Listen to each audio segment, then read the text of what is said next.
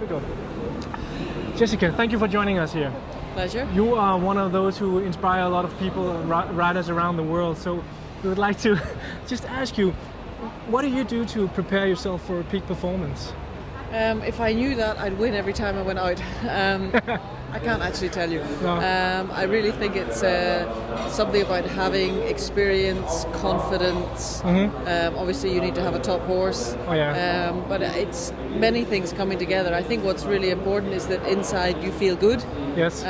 You feel confident without feeling overconfident, and you're excited about what you're about to do. Is that a feeling that you create deliberately, or is it more like? Well, maybe if you don't have it, in you, you have to create it deliberately. For me, it's something that comes. I always have butterflies in my stomach before a competition that I feel I could do well in, or before a big competition where I'm maybe even unsure as to whether I can do well. Yes. But many people don't have this. I've had it all my life. Yes. And it's learning. Sometimes it's learning to control this. Oh, yeah. Is what makes you then win. You know, sometimes you can be overexcited and then you don't concentrate enough. Oh, yeah. So it's learning to deal with yourself. Do you focus on anything specific during the ride? The jumps. The jumps, one at a time. Or, one at a time. I try not to focus on one particular jump. I just try to focus one after the other. One after the other. Okay. Yeah, and make a good plan before I start. So if something goes wrong, I can adjust and do something else. Yeah.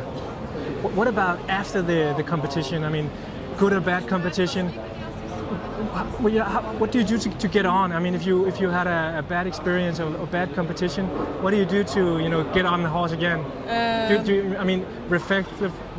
Reflection is a difficult word. I think I've been very lucky in that both my parents had a very competitive streak. Oh.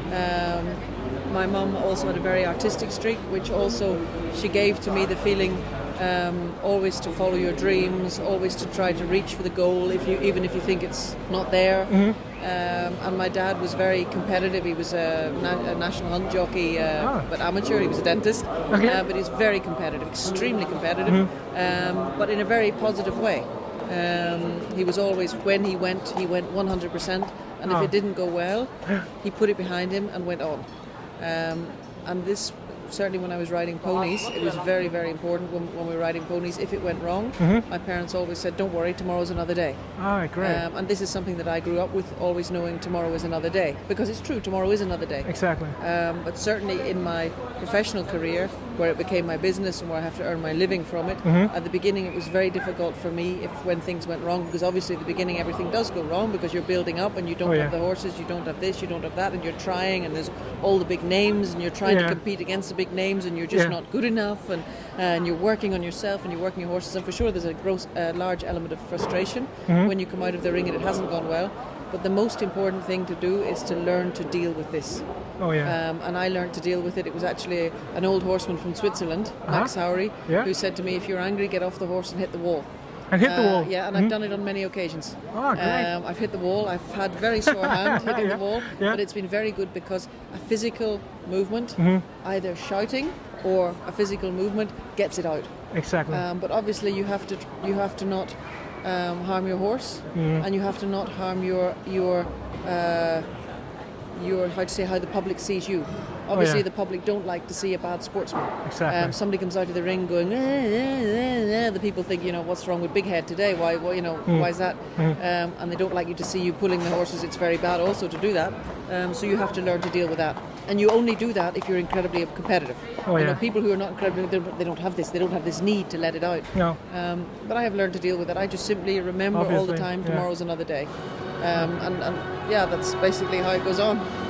Exactly. If the last question could be like, if people wanted, or the riders, young upcoming stars maybe, wanted a lifestyle like yours, a professional lifestyle like some of the riders here, what could be some good advice for them? Stop being a softie.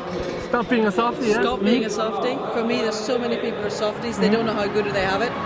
Work on yourself, and work on yourself. But always remember to follow your dream. Always. Always. Thank you so much, Jessica. No problem. It's been a pleasure. Thank No you. problem.